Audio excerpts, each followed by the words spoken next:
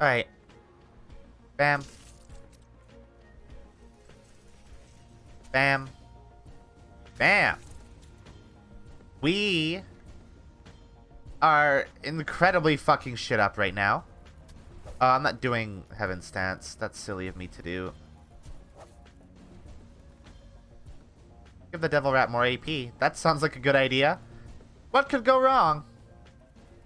Fight. Fight. Fight. You're not dead yet. Fuck. Die. Excellent. Very good at the videoed game. That one was easy. As you reach for the elevator's control panel, you can feel the electric sensation of the key dancing across your skin. This feeling is noticeable to those not even magically attuned. The disruption here is that strong. Behind you, the trapped and turbulent key swirls inside the iconic Sky Tower atrium. You can actually see the air around the atrium warp and ebb as the key surges and breaks against the obstacles around it, looking for a way to move, to flow, and finding none.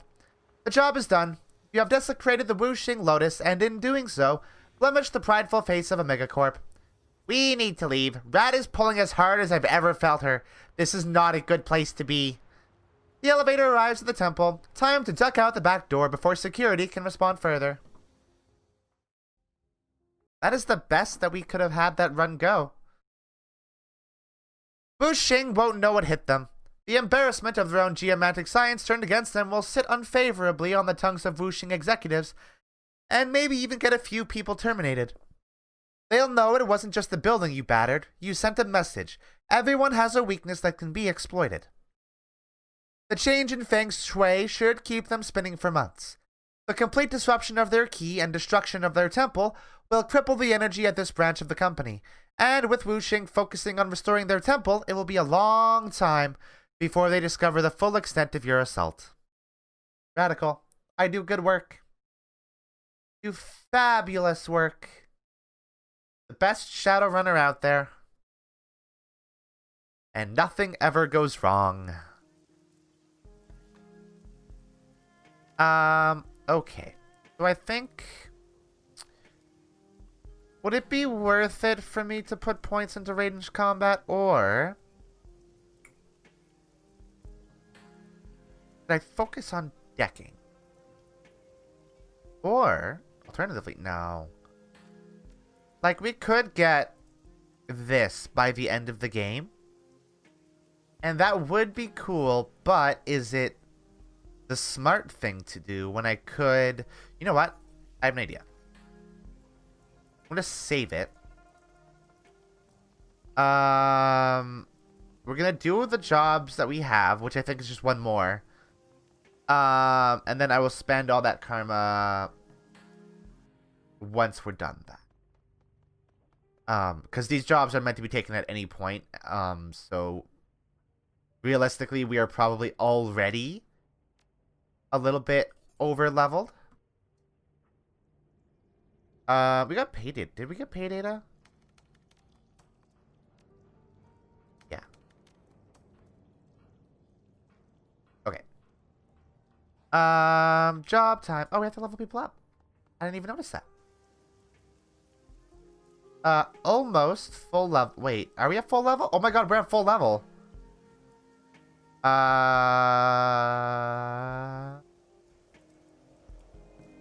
I do like Crochet Melee.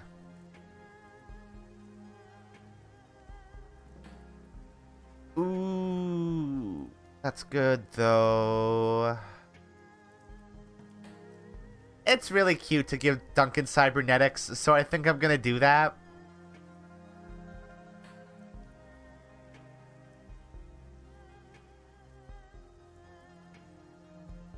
Let's do that. And then... augment spell haste. Goblin formulates a new version of the haste spell that harnesses the latent wild magic of Hong Kong. Channeled haste increases a friendly target's AP by 1 for 4 rounds. When cast, Goblet's accuracy is increased by 15% for 4 rounds. Wow, okay. Is that a new spell? I guess probably not. Oh, that sounds good too, though. That sounds better from a support angle, though. I have to say, that sounds better. Okay, let's go. I have a shitload of money.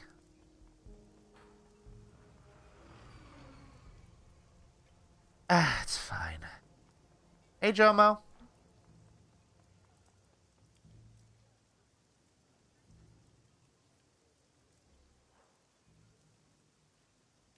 Captain Jomo is busily playing some kind of gambling game on his comlink. It beeps and flashes as he taps away. Come on, Jomo, win, not lose. Maybe buy yourself that new hat. He doesn't appear to have noticed you at all. The game makes a sad, defeated noise. Jomo curses under his breath, nose wrinkling in disgust. Finally, he seems to notice you. Stupid game. Always it cheats me. Never a good hand. Now, kindly Cheng sends you, La. You need Captain Jomo to take you to play pirates? That's right. Bop, bop, and bop.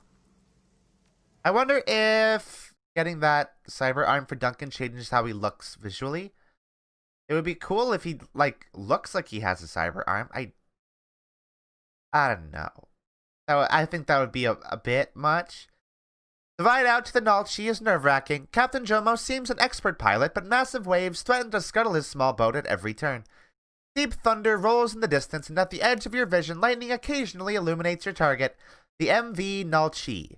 As Jomo pulls your small craft directly up to the bow of the Nalchi, where you're at least likely to be spotted. Wait. As Jomo pulls your small craft directly up to the bow of the Nalchi, where you're least likely to be spotted, he throws a rope ladder up over the side, hustling you aboard before pulling away. Time to get to work. That's not good grammar. This is a poorly constructed little bit of text, unfortunately. Oh, can I use this? It doesn't say that I can't use it. I probably should have checked. Okay, but I probably shouldn't. I don't have pistol. Who has pistol? Can Gobbet use pistol? Raptor. What's Raptor? Raptor's Cavalier is better. Can Guide shoot? No. Okay. Gobbet can use that. Sure. That's fine. Okay. I would not like to use Karma right now. Climbing onto the foredeck of the Nalchi, you pause to catch your breath. The cargo ship rolls and pitches with the waves that batter her sides, and rain assails the deck. Deep thunder rolls overhead. Wow, that was well timed. After a tense moment waiting for the inevitable alarm claxons, you hear nothing but the storm. Lifting his nose into the rain, Gaichu tastes the air with his tongue. He carefully turns his head, mouth open, to catch the most noise. I hear nothing but the storm, and I smell no adrenaline in the air. I believe we have arrived undetected. We'll want to keep low and stay behind cover. Gaichu clicks his tongue a few times and then bares his teeth in a rictus grin. This storm is making it nearly impossible for me to hear. It will be much worse for the security on the ship. They most likely will not notice us if we stay out of sight. If we are seen, they will be forced to use wired alarms, as the storm will make using their radios next to impossible. Gaichu rests a hand on the hilt of his sword and takes a hissed breath over clenched teeth. We should hit them with all possible speed before they can rouse the rest of the ship. Alright, we'll do... What's this?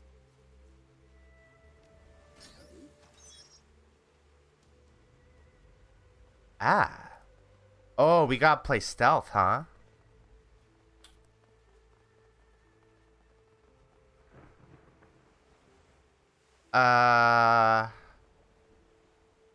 It sort of blows that we don't have, like...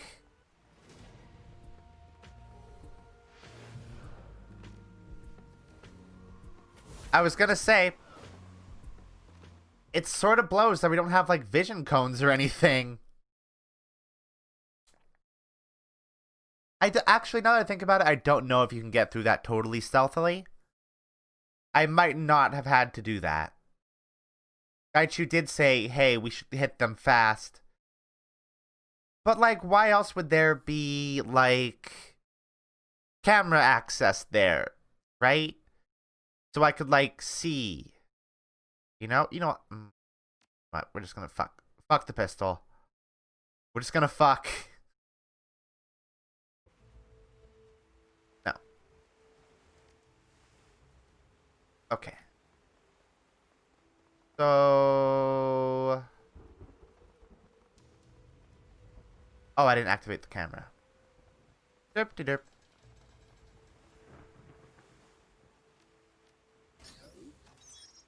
There we go.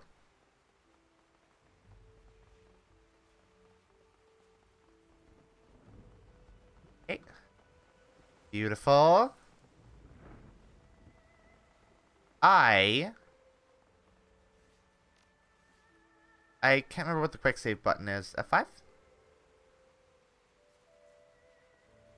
Yes.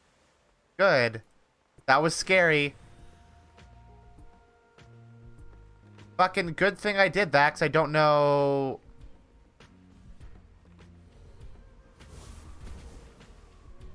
I don't know why that happened. I don't know what caused them to see me there. That's a bummer.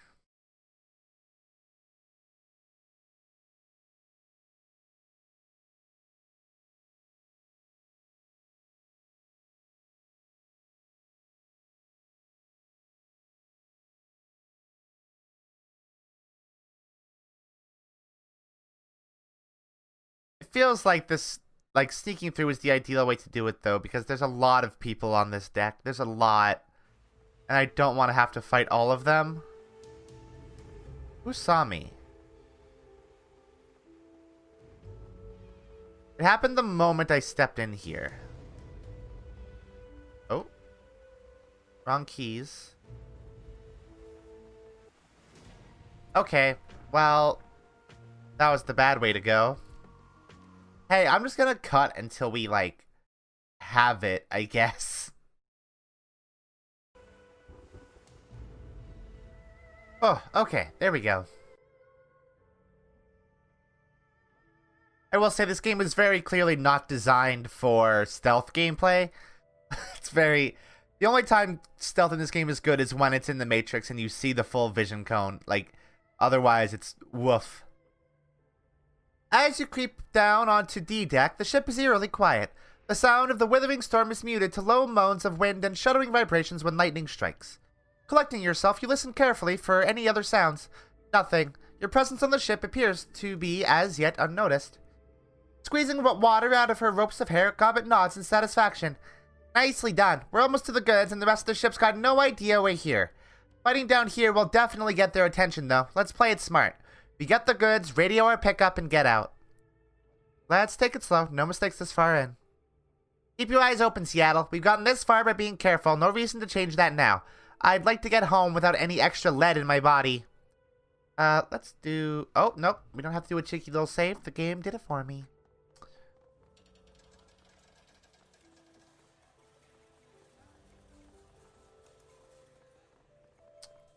Okay.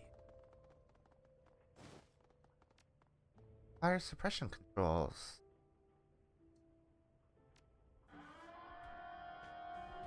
Oh. That literally just, like, alerted all guards to where we are, huh? That sure did do that. That sucks. That was really bad. That was the last thing that I should have done.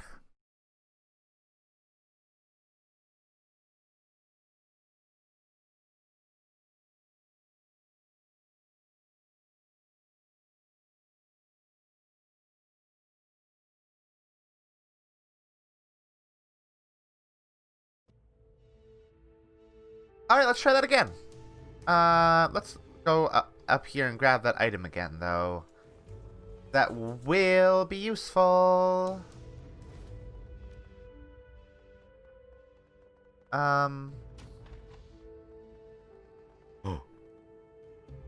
Oh, there are security cameras. I don't know where the access to it is, though. Oh, no.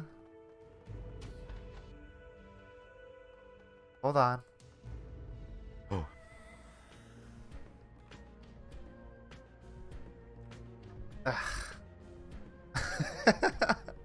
Ugh. Stealth.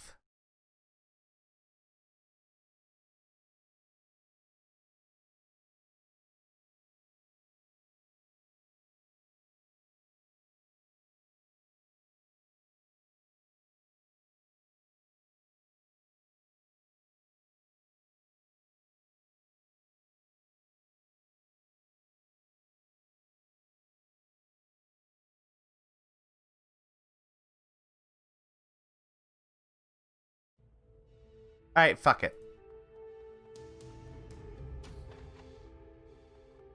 Diagnostic computer. What does that do?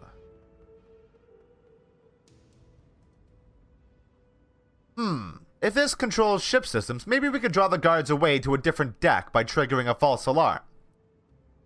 Ah.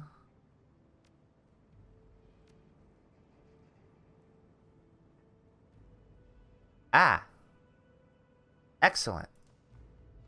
So who left? Did everybody leave?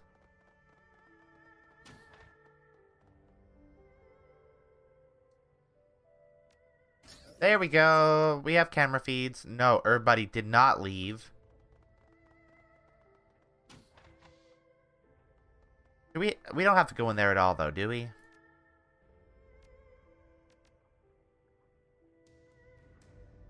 I don't understand what...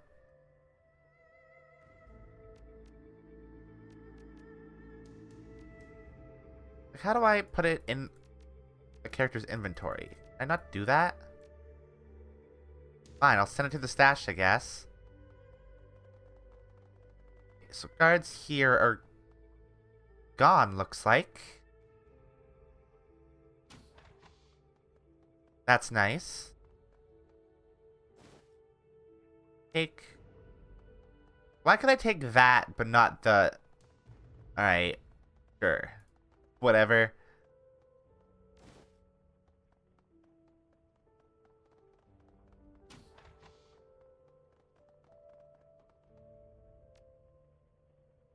The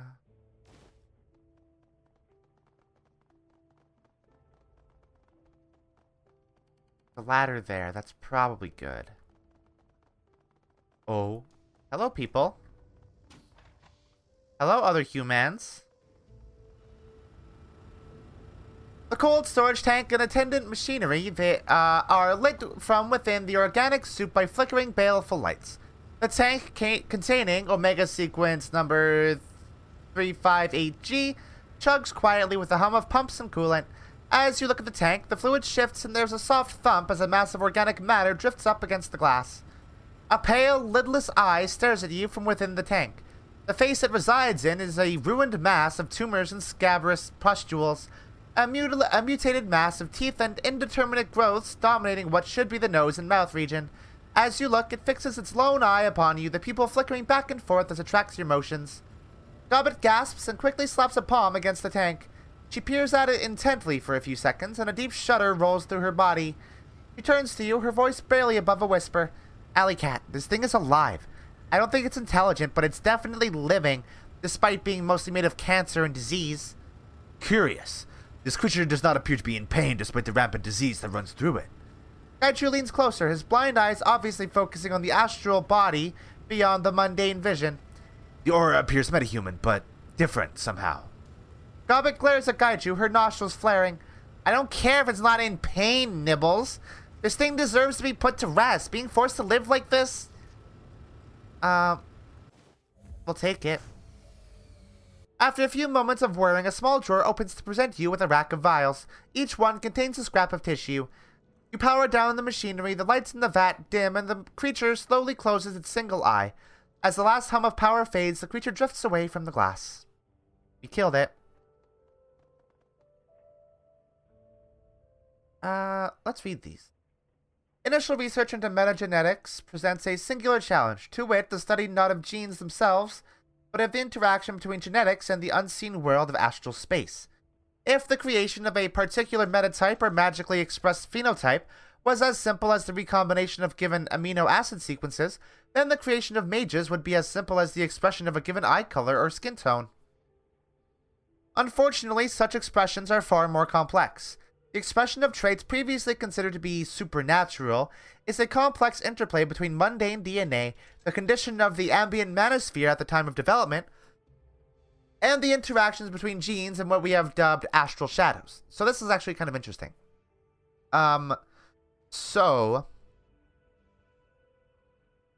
Interestingly about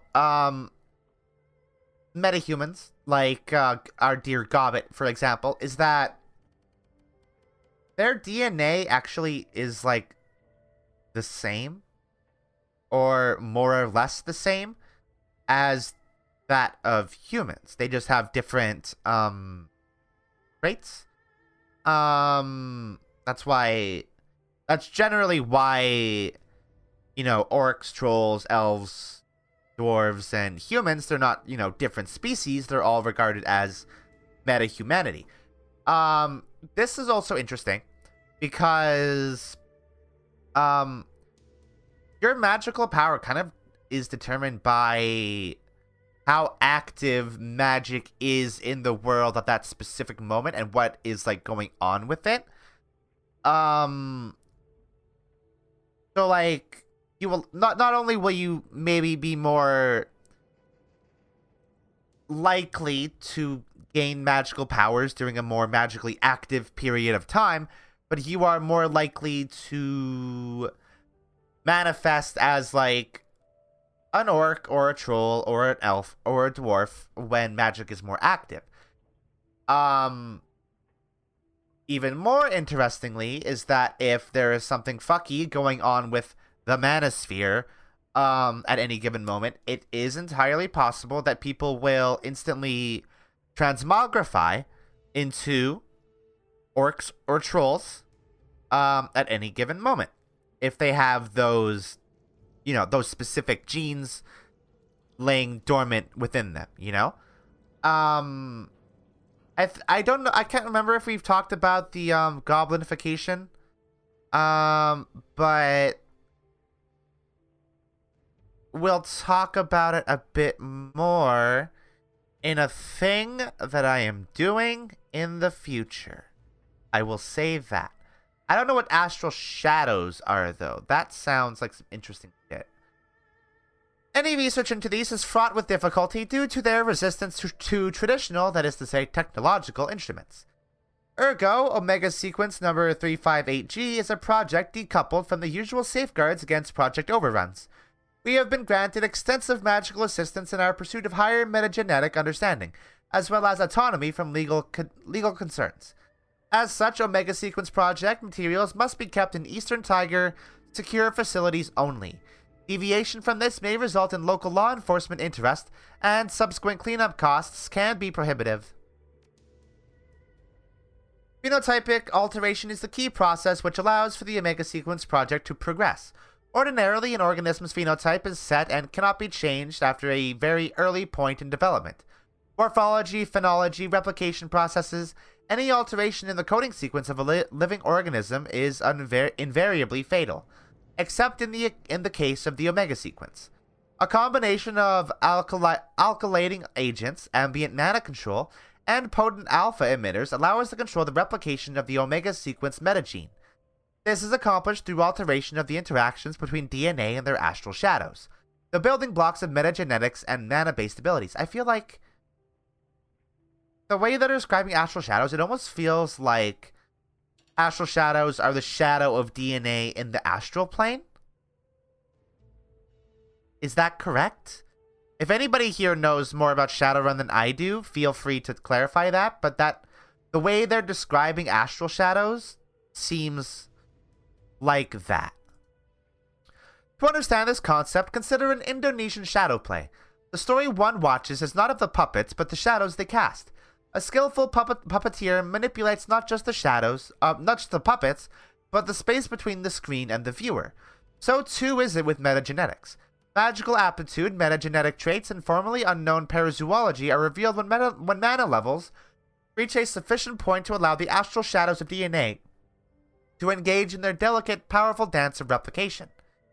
To change the metagenetics of an organism, we do not manipulate only the subject's DNA, but the space between that DNA and the astral plane. We cast the requisite shadows engendering change that cannot be explained solely by base pairs, alleles, and nucleotides. Control is our challenge. Control is a delicate art. It requires patience and perseverance, as well as scientific acumen. But with a fine enough degree of control, we will be able to replicate magical abilities, trait expression, and black swan effects. What are these black swan traits? Individuals born during events which cause ambient mana to spike have been known to express extreme magical potential and meta traits not possessed by the majority of their metatype. Research into Homo sapiens nobilis subjects born during the Awakening, for instance, indicate that ordinary elven longevity simply does not apply, that there is no upper bound to their telemetric regeneration. Effectively, they appear to be immortal. Huh. So, I feel like this is kind of describing sub-meta-types that you kind of see a little bit in Shadowrun. Like, there are... this is kind of relevant to the thing I'm doing in the future, but there are orcs that are like Oni. There are like frost giants. There are minotaurs, stuff like that. And I think what this is describing is that these happen during events in which ambient mana spikes. The ambient mana being like just the, like it's like background radiation almost, but it covers the entire world. This is actually incredibly interesting. I'm going to say I'm really happy that they put something like this in the game, because it's while it's a lot of like technobabble and pseudoscience, it's interesting from a lore perspective, and I appreciate it a lot. The goal of the Omega Sequence project is to harness and unlock these Black Swan meta traits, beginning with the question of the longevity factor in Homo sapiens nobilis.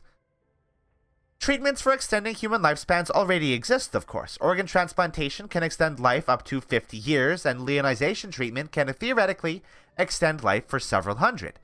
Yet the drawbacks of these are apparent to any who scratch the surface. Leonization is prohibitively expensive and erodes the patient's essence with every treatment, leading to eventual systemic collapse.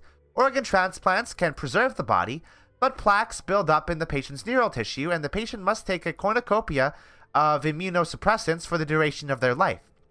True longevity lies in preventing aging from occurring at all. Omega sequence number 358G represents our most advanced metagenetic prototype yet. Preliminary results indicate that the test clone's age will lock at 19 years and progress no further. In order to test this, we have induced artificial aging of the clone through our fast-grow organ replacement process. Unfortunately, this has led to an explosive cancer and mutation rate, rendering it non-viable for any other types of metagenetic research. Even so, the value of this test subject cannot be overstated. It's fucked up. With the data and tissue sample secured, you are ready to make your exit from the Nulchi. Pulling out your comlink, you dial Captain Jomo. The Malaysian orc's face springs to life on your comlink, his tusky maw spread in a grin. Jomo is listening. You ready for a pickup, my friend? We're standing by and have eyes on the ship. Make it fast, things might heat up. Easy, La. We'll be there in a few minutes. Be ready right where we dropped you off, friend. With that, Jomo disconnects the call. In a few minutes, the only thing between you and Hong Kong will be the open ocean. The last detail is to inform the Johnson everything is complete and have him transfer payment. You rapidly dial the number Kindly Chang gave you for Tygoth. The elf on the screen has the bearing of someone with no time for pleasantries, and his tone is flat when he speaks. Mrs. Tygoth, is the task done? We're done here. We can release the data at a time and site of your choosing. That was swiftly done. Unfortunately, there's been a complication. I can't transfer you your payment until we meet in person. I've had a tail on me since I arranged the run with Kindly Cheng. I think the Soul Pa have caught up with me and are watching to see what I'm up to. I can shake the tail, but I need to ensure my safety before this is done with. I can help with that, but it'll cost you. Tygoth grimaces, but nods his head in agreement after a few seconds. I'll pay whatever it takes to get them off my back. If I can't, my family's still dead. I have a safe house in Ho Chung Village that I set up before landing here. Meet me there. Call me when you're close and I'll shake the tail. As long as we get it handled in a hurry, I should be clear to get out of Hong Kong. I guess we don't have much choice. I'm sorry about all of this. I really am. Gobbet folds her arms over her chest, rocking back on her heels. Ugh, what a crock of shit. Are we really gonna help this guy out? This isn't our problem. No, but he's got our money. Fine, fine, I guess we kinda have to. But I want you to know I will be very surly about it. As you start to move away from the Omega Sequence cargo, you realize your comlink is buzzing with an incoming call. Pulling it back out of your pocket, you answer.